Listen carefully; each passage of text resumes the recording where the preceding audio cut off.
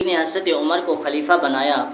اور وہ حضرت ابوبکر صدیق کے بہترین جانشین سنت نبوی پر عمل کرنے والے تھے، تو ہم نے ان کے ہاتھ پر بیعت کر لی۔ حضرت عمر کو خلیفہ بنانے پر کسی شخص نے بالکل اختلاف نہیں کیا اور نہ کوئی کسی کو نقصان پہنچانے کے در پہ ہوا، اور ایک فرد بھی آپ کی خلافت سے بیزار نہیں ہوا۔ میں نے حضرت عمر کے حقوق بھی ادا کیے، پورے طور پر ان کی اطاعت کی اور ان کے لشکر میں بھی شریک ہو کر دشمنوں سے جنگ کی، اور انہوں نے جو کچھ مجھے دیا میں نے خوشی سے لے لیا۔ انہوں نے مجھے لڑائیوں پر بھیجا، میں نے دل کھول کر کافروں سے مقابلہ کیا، اور آپ کے زمانہ خلافت میں نے کوڑوں سے مجرموں کو سزائیں بھی دیں۔ حضرت علی رضی اللہ تعالیٰ عنہ نے اپنا بیان جاری رکھتے ہوئے فرمایا، پھر جب حضرت عمر رضی اللہ تعالیٰ عنہ کے وصال کا وقت قریب آیا تو میں نے رسول اللہ کے ساتھ اپنی قرابت، اسلام لانے میں سبقت اور اپنی دوسری فضیلتوں کی جانب دل میں غور کیا، تو مجھے یہ خیال ضرور پیدا ہوا کہ اب حضرت عمر کو میری خلافت کے بارے میں کوئی اعتراض نہ ہوگا، لیکن غالباً حضرت عمر کو یہ خوف ہوا کہ وہ کہیں ایسا خلیفہ نامزد نہ کر دیں کہ جس کے اعمال کا خود حضرت عمر کو قبر میں جواب دینا پڑے۔ اس خیال کے پیش نظر انہوں نے اپنی اولاد کو بھی خلافت کے لیے نامزد نہیں کیا، بلکہ خلیفہ مقرر کرنے کا مسئلہ 6 قریشیوں کے سپرد کیا، جن میں سے ایک میں بھی تھا۔ جب ان 6 ممبروں نے انتخاب خلیفے کے لیے کمیٹی طلب کی تو مجھے خیال پیدا ہوا کہ اب خلافت میرے سپرد کر دی جائے گی۔ یہ کمیٹی میرے برابر کسی دوسرے کو حیثیت نہیں دے گی اور مجھی کو خلیفہ منتخب کرے گی۔ جب کمیٹی کے سب افراد جمع ہو گئے تو حضرت عبد الرحمن بن عوف نے ہم لوگوں سے وعدہ لیا کہ اللہ تعالیٰ ہم سب سے، یعنی ہم میں سے جس کو خلیفہ مقرر فرما دے، ہم سب اس کی اطاعت کریں گے اور اس کے احکام کو خوشی سے بجا لائیں گے۔ اس کے بعد عبد الرحمن بن عوف نے حضرت عثمان غنی رضی اللہ تعالیٰ عنہ کے ہاتھ پر بیعت کی۔ اس وقت میں نے سوچا کہ میری اطاعت میری بیعت پر غالب آ گئی، اور مجھ سے جو وعدہ کیا گیا تھا وہ اصل میں دوسرے کی بیعت کے لیے تھا۔ بہرحال میں نے حضرت عثمان غنی رضی اللہ تعالیٰ عنہ کے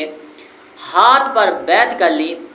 اور حضرت عبد الرحمن بن عوف نے حضرت عثمان غنی رضی اللہ تعالیٰ عنہ کے ہاتھ پر بیعت کی۔ یعنی حضرت عمر رضی اللہ تعالیٰ عنہ کے بعد جو کمیٹی قائم کی گئی تو ان کمیٹی ممبران نے حضرت عثمان غنی رضی اللہ تعالیٰ عنہ کو خلیفہ منتخب کیا، اور حضرت عبد الرحمن بن عوف نے حضرت عثمان رضی اللہ تعالیٰ عنہ کے خلیفہ بننے کے بعد ان کے ہاتھ پر بیعت کی۔ تو حضرت علی رضی اللہ تعالیٰ عنہ نے فرمایا کہ میں نے بھی حضرت عثمان غنی رضی اللہ تعالیٰ عنہ کے ہاتھ پر بیعت کر لی، اور خلیفہ اول و دوم کی طرح ان کی اطاعت بھی قبول کر لی، ان کے حقوق بھی ادا کیے، ان کی سرگردگی میں جنگیں لڑیں اور ان کے عطیات کو قبول کیا، اور مجرموں کو شرعی سزائیں بھی دیں۔ پھر حضرت عثمان رضی اللہ تعالیٰ عنہ کی شہادت کے بعد مجھے خیال پیدا ہوا کہ وہ دونوں خلیفہ جن میں سے میں نے نماز کے سبب بیعت کی تھی وصال فرما چکے، اور جن کے لیے مجھ سے وعدہ لیا گیا وہ بھی رخصت ہو گئے، لہٰذا یہ سوچ کر میں نے بیعت لینی شروع کر دی۔ مکہ معظمہ، مدینہ طیبہ کے باشندوں نے اور کوفہ بصرہ کے رہنے والوں نے میری بیعت کر لی۔ اب خلافت کے لیے میرے مقابل وہ شخص کھڑا ہوا ہے، یعنی حضرت امیر معاویہ رضی اللہ تعالیٰ عنہ، جو قرابت و علم اور سبقت اسلام میں میرے برابر نہیں،